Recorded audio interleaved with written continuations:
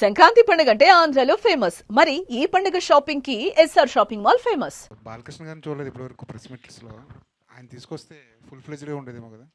బాలకృష్ణ గారు నిన్న నైటే ల్యాండ్ అయ్యారండి. కొంచెం జెట్ లాగ్ ఉంది. రేపు నుంచి ప్రమోషన్స్లో పార్టిసిపేట్ చేస్తారు. ఎల్లుండి ఈవినింగ్ 9th అనంతపూర్లో grand pre release event plan చేసాం. అక్కడ బాలకృష్ణ గారు ఫుల్ ఫ్లెజ్డ్గా మాట్లాడతారు మీ అందరితో. టికెట్ల రేట్ల గురించి ఏమైనా క్లారిటీ వచ్చిందండి? మాకు ఆంధ్ర టికెట్ రేట్లు వచ్చేసినాయి కదా. ఆమె తెలంగాణకు అసలు నేను టికెట్ రేట్లు అడగట్లేదండి. Happy with the prices we have right now for the film. So నేను అసలు ఏం రిక్వెస్ట్ చేయలేదు తెలంగాణ టికెట్ ప్రైసెస్ గురించి. అసలు ఇప్పుడున్న రేట్లకి సాటిస్ఫై అయిపోతారు? Yeah, very happy. అంటే సంక్రాంతి కదా, పెద్ద సీజన్ కదా, టికెట్ రేట్లు పెరిగితే పెద్ద సినిమాలకు ప్లస్ అవుతుంది కదా. అవును సార్, కానీ ఇప్పుడు నేను తెలంగాణలో ఉన్న ప్రైసెస్ చాలండి నాకు అదేం ప్రాబ్లం లేదు. సో దాంతోనే వెళ్ళిపోదామని. Right sir, all the best. Bobby గారు సార్, మూర్తి గారు సార్, ఈ సినిమాలో డాకు గెటప్ ఎపిసోడ్ టోటల్ ఎన్ని మినిట్స్ ఉంటుంది? మినిట్స్ ఉంటుంది అంటే బహుశా ఫ్లాష్ బ్యాక్ అంటే ఓవరాల్గా సినిమా మొత్తం ఆ మూడ్ ఉంటుంది. సెకండ్ హాఫ్లో వస్తాయి మెయిన్ ఈ క్యారెక్టర్. ఎన్ని మినిట్స్ అని చెప్పలేను కానీ హోల్ సెకండ్ హాఫ్ ఆ వైబ్రేషన్, ఆ వైబ్ ఉంటుంది మూర్తి గారు. Vibration vibe okay. మన స్క్రీన్ మీద ఆయన నా గెటప్ వేసుకొని చెప్తాను మూర్తి గారు. ప్రస్తుతానికి ఆర్ఆర్ ఈ గొడవలో ఉన్నాను. ఒకసారి లెంత్ మీరు అడిగారని మొత్తం ఫ్రేమ్ టు ఫ్రేమ్ పాస్ చేసి చెప్తాను. అట్లీస్ట్ ఒక 30 minutes ఉంటుందా? ఉంటుందండి.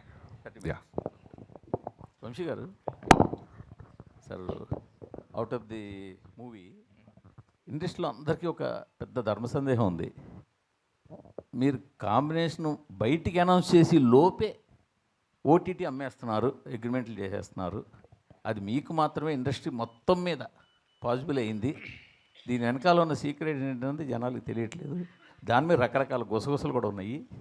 అసలు ఏంటి మీరు చెప్పండి, మీ సీక్రెట్. అంటే క్వాలిటీ ఒకటే అని చెప్పడం అది ఎలాగ ఉంటుంది, అందరూ తీస్తున్నారు. బట్ కాంబినేషన్ అనౌన్స్ చేయడానికి బయటికి అనౌన్స్ చేసి లోపే మీరు బిహైండ్ దిస్ న్యూస్లో ఉండగానే మీరు అమ్మేస్తున్నారు సినిమాలని.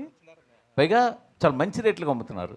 మిగతా వాళ్ళు అదే హీరోలతో తీసినా అదే కాంబినేషన్ ఆ రేట్లు రావట్లేదు. సో దీని వెనకాల కొంచెం ఎలాబరేట్గా ఏమైనా ఆన్సర్ చెప్పగలరా? అంత ఎలాబరేట్గా ఆన్సర్ చెప్తే మీకు బోర్ కొడుతుంది. కానీ నేను ఏది అనౌన్స్మెంట్ ముందుకు అమ్మలేదండి ఇప్పుడు దాకా. అంటే సినిమా అనుకుని మేము ప్రెప్ స్టార్ట్ అయ్యి అంతా అయిన తర్వాత వాళ్ళకి ఒక సినాప్సిస్ ఇచ్చి వాళ్ళకి అది నచ్చి అంతా జరిగిన తర్వాతే జరుగుతున్నాయి. ఇప్పుడు యాక్చువల్లీ మీరు అన్నదానికైతే నాకు ఇప్పుడు పైప్ లైన్లో నేను షూట్కి వెళ్ళాల్సిన 3-4 ఫిల్మ్స్ ఉన్నాయి. అట్లా ఏది ఇంకా నేను బిజినెస్ చేయలేదేమో ఓటీటీకి దేనికి. కానీ ఎప్పుడు అందరికీ ఎలా ఒక ప్రాసెస్లో జరుగుతుందో అదే ప్రాసెస్లో నాకు జరుగుతుంది. నా సినిమాలకి సినాప్సిస్ అడుగుతారు, వాళ్ళకి నచ్చితేనే తీసుకుంటారు. నేను ఇచ్చిన లిస్టులో వాళ్ళు ఫిల్టర్ చేసుకునే చేస్తారు. కానీ ఒకటి ఏంటంటే నేను ఓటీటీ అవ్వకుండా జనరల్గా సెట్స్కి వెళ్ళడానికి ప్రిఫర్ చేయను. ఆ రిస్క్ తీసుకుంటానికి నేను ఎప్పుడు ప్రిఫర్ చేయాలి. ఓటీటీ అంతా అయ్యి అంతా కంఫర్టబుల్గా ఉంది. ఎందుకంటే ఇప్పుడు నేను ఒక సినాప్సిస్, ఒక డైరెక్టర్, నేను ఒక సినిమా అనుకుంటాం, అది సినాప్సిస్ తయారు చేస్తాను డైరెక్టర్. అది ఓటీటీ వాళ్ళకి పంపించి వాళ్ళకి నచ్చిందంటే సో అందరం ఒక సేమ్ పేజ్లో ఉన్నాం, మంచి సినిమా తీస్తామని ఒక ఐడియా కూడా ఉంటుంది కదా మనకి. సో అట్లాంటి టైంలో ఇప్పుడు సినాప్సిస్ నేను పంపించినప్పుడు ఓటీటీ వాళ్ళకి నచ్చలేదంటే సరే దీంట్లో ఏమైనా ప్రాబ్లం ఉందేమో అని మేము మళ్ళీ రీచెక్ చేసుకుంటాం. సో అలా ఓటీటీకి అని ఒక స్పెసిఫిక్ అదని కాదండి. అంత ఇప్పుడు ఒక ఓటీటీ అంత ఇంపార్టెంట్, థియేటర్కల్ కూడా అంత ఇంపార్టెంట్ కదా. ఈ సినిమా ఇప్పుడు బయర్లతో కూడా డిస్కస్ చేస్తాను నేను, ఓటీటీతో డిస్కస్ చేసినట్టే ఈ కాంబినేషన్ అనుకుంటున్నాను ఓకేనా అని. వాళ్ళందరూ ఓకే అనుకున్న తర్వాత సెట్స్కి వెళ్తున్నాను. సో ఆ రకంగా సెట్స్కి వెళ్తున్న సినిమాలు బిజినెస్ అయిపోయిన సినిమాలే సెట్స్కి వెళ్తున్నాయి కూడా మీకు అలా అనిపిస్తుంది అంతే.